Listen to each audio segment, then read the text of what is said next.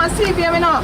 But mums, you can't watch it on CVM website, man. Come on, my son score, my son score, my son score, my son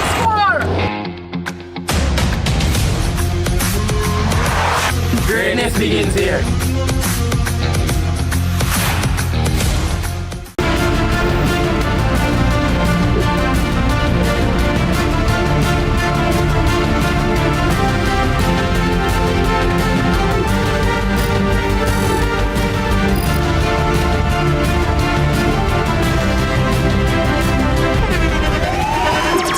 The internationally acclaimed On Stage with Winford Williams. At a new time, Saturdays at 8 p.m. on CVM TV. So much more than entertainment.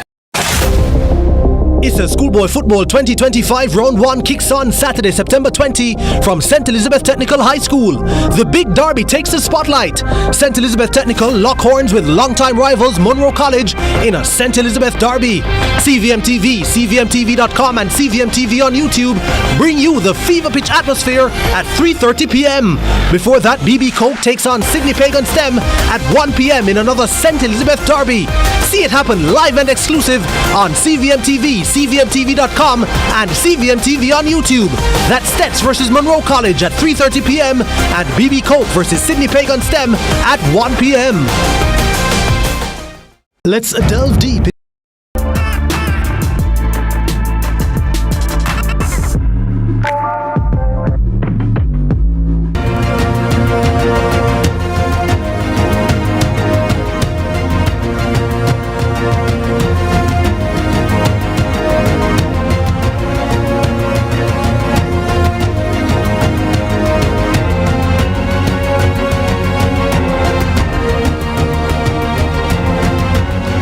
Good evening and welcome to Lead Story. I'm Nika Lewis.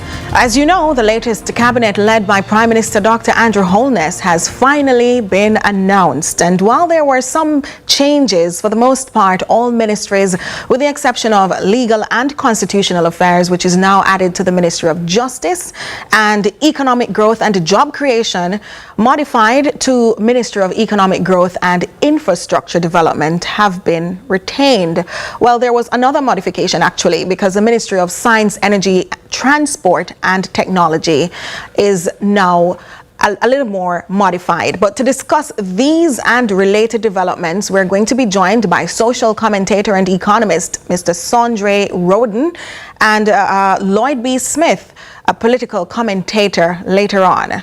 As we said, there's lots to discuss, but first we'll take a look at the new cabinet in a pre-prepared package. All right, we're going to get back to that package later on. But of note, we wanted to point out that the chopping block saw Legal and Constitutional Affairs Minister Marlene Malahoo Fort out of this newest lineup. And on the reverse, we saw returning ministers, including St. Mary Western Member of Parliament and JLP Chairman Robert Montague. Montague now heads to the Economic Growth and, well, this new name, let me give it to you. He will be the Minister without portfolio in the Ministry of Economic Growth and Infrastructure Development, responsible for land titling and settlements. And we also saw, after a hiatus, Dr. Andrew Wheatley. He'll operate from the Office of the Prime Minister, and he's responsible for efficiency, innovation, and digital transformation. And so among those, well, let me correct that. In fact, Wheatley will return to, well, he's returning to science, technology, and special projects. What I mentioned earlier is going to be Ambassador Audrey Marks. She, in fact, will be the Minister without portfolio in the Office of the Prime Minister, responsible for efficiency, innovation, and digital transformation. So, of course, Dr. Horace Chang, some of the returning faces, the Deputy Prime Minister and National Security Minister. Fayval Williams is back at the Finance and Public Service Ministry. Remember Floyd Green, he's back in agriculture, fisheries and mining. So too Darrell Vaz back at transport, telecommunications and energy. As we suggested, it's modified. Dr. Christopher Tufton, he's back at health. Olivia Grange at her mega Ministry of Culture, Gender, Entertainment and sports. So we're seeking some initial reactions and then a look at the cabinet in detail from our experts who will be joining us shortly. Actually, we now have them. And so, gentlemen, Lloyd B. Smith, political commentator, Sondre Roden, economist and social commentator, welcome. Thanks for having me. Indeed. Happy to be here. Good evening. Good evening to you, gentlemen. So, firstly, let me ask Mr. Smith your initial reactions to the government's lineup, and then we will look at something else that we have from the opposition camp. Well, based on the Prime Minister's speech at the swearing-in on Tuesday, I was not surprised. It's a matter of continuity. It's also a question of a little, what should I call it? Let me be very careful here, but the fact is that the Prime Minister has to make sure that he has around him those persons who are loyal to the cause to which he's pursuing. And I think he carefully picked those persons who he can rely on, both in terms of performance as well as in terms of loyalty, because politics does have its backstabbers, its detractors, even within those that are close to you. And I suspect that Dr. Holness, in choosing the cabinet, would be looking at that as well, because this third term is not going to be as the first and second term. It's going to be far more challenging. And he's going to need those persons around him who are critical to that sort of team, which is why, if you notice, he has stressed teamwork. I find it interesting that Bobby Montague is back. Again, it is a strategic move because Bobby Montague is the chairman of the party. And so he wields a lot of power inside the party at Belmont Road. And so the Prime Minister needs to keep him close to his chest. Andrew Wheatley, he's a very talented man, very skilled, and he has a great deal of depth in terms of what he can offer to the government. Unfortunately, he does have some amount of baggage, as does Bobby Montague. And so both of them are going to be under tremendous scrutiny, and one hopes that this will not act as a distraction in terms of what they can offer in government. I want to bring in Sondre briefly because initial reactions, I get that. I want to also understand, Sondre, if you were in any way surprised by this lineup or any of the faces you've seen. I was not surprised by the lineup at all. I could actually predict this lineup from before the lineup was announced.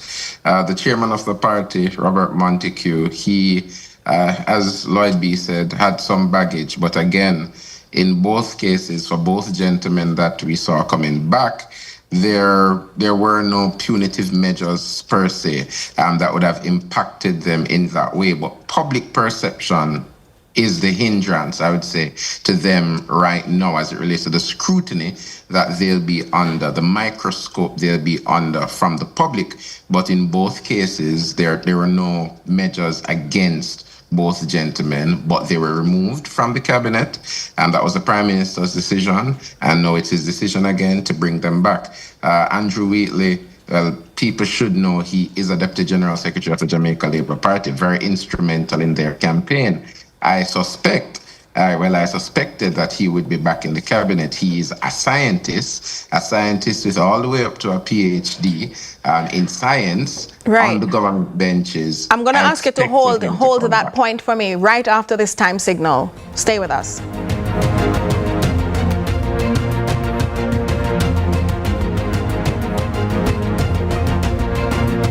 Is paving the way to becoming a republic or future or choice. The time by the Ministry of Legal and Constitutional Affairs is 6:45. Millions of people are attacked by harmful mouth bacteria. The root cause of bad breath gum problems, cavities, plaque, and tartar. That's why Colgate combined the best science and technology in Colgate Total. Unlike others, its superior formula fights bacteria and creates a powerful protective barrier for up to 24 hours to prevent them from coming back. Take control of your oral health with Colgate Total. Get tiles and get creative with your floors, walls, and all the spaces in between. Our knowledgeable sales consultants are happy to help create your beautiful finish with the latest designs in first quality porcelain, wood look, vinyl, mosaics, natural stones, and countertops. At Creative, you will get every tile you need for your residential or commercial projects. Creative Building Finishes, your one-stop shop for everything tiles. Visit our showroom at 5 Red Hills Road or call 876-929-5553. Get tiles, get creative. From a bold idea in 1995 to years of transforming Jamaican homes and businesses, Design Options has been your partner in style, comfort, and creativity. From fine upholstery to fabrics, curtains, cushions, wallpaper, and custom touches made just for you. Design Options Limited, celebrating style, service, and sophistication. Here's to the next 30 years. Are you ready for something mega? Mega Mart's giving away a brand new 2025 Hyundai Tucson. Second prize, a mega shopping spree. Third prize, 30,000 monthly shopping spree. Okay, break it down for them. Spend $6,500 or more before GCT. Fill out the entry form on your receipt. Drop it in the box. That's it. Welcome to our place, where your imagination can blossom into something amazing. Where you can get tertiary level education at a practical level. Where you can be as creative as you dare. Harnessing cutting-edge technology. To create world-class entrepreneurs and critical thinkers. Where even lecturers gain benefits from our experience. Your place is the Vocational Training Development Institute, where tertiary level education and training is empowering and transforming lives. You belong here! Getting the keys to your own home is a feeling many cannot describe. It's a moment we all hope for, and a dream that all Jamaicans have. The new social housing program is the difference between a dream and reality. The government, through the Ministry of Economic Growth and Job Creation, is building hope, one home at a time.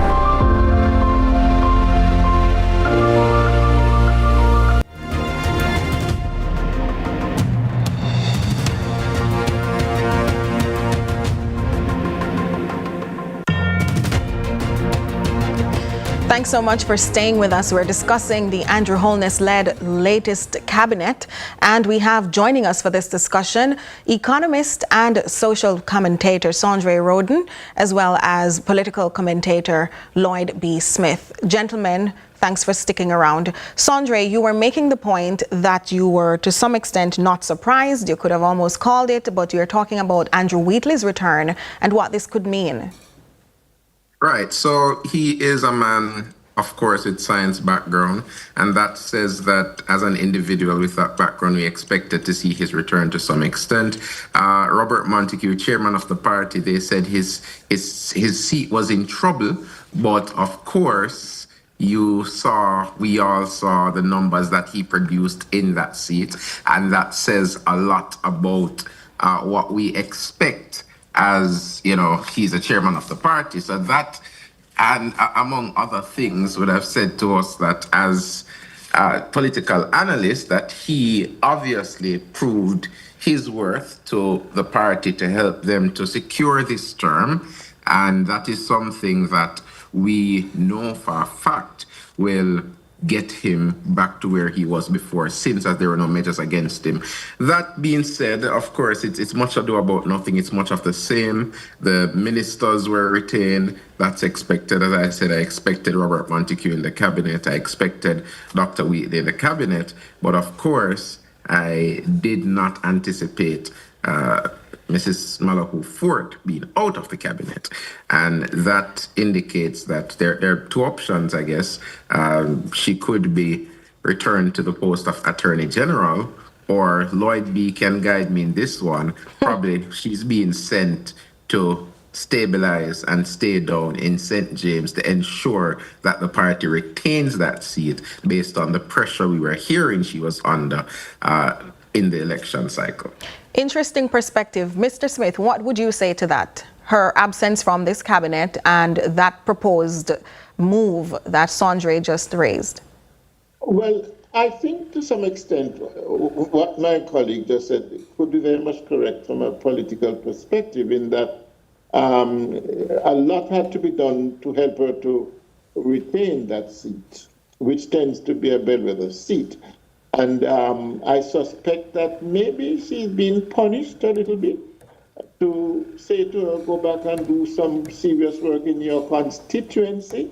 I suspect that might be part and parcel of it, because in real terms, most times when a prime minister is selecting his or her cabinet, this factor does come into play. Your constituency strength is very important, because as a minister, you're going to be spending a lot of time in Kingston.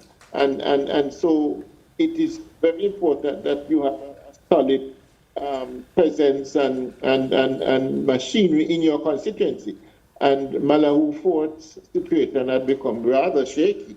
In fact, there were those of us who felt that she may not have made it, but luckily for her, she did. There's also speculation that she may be shunted into the Speaker's chair. That would be an interesting development. There's that speculation out there, even among Labourites, that she may be pushed into that position.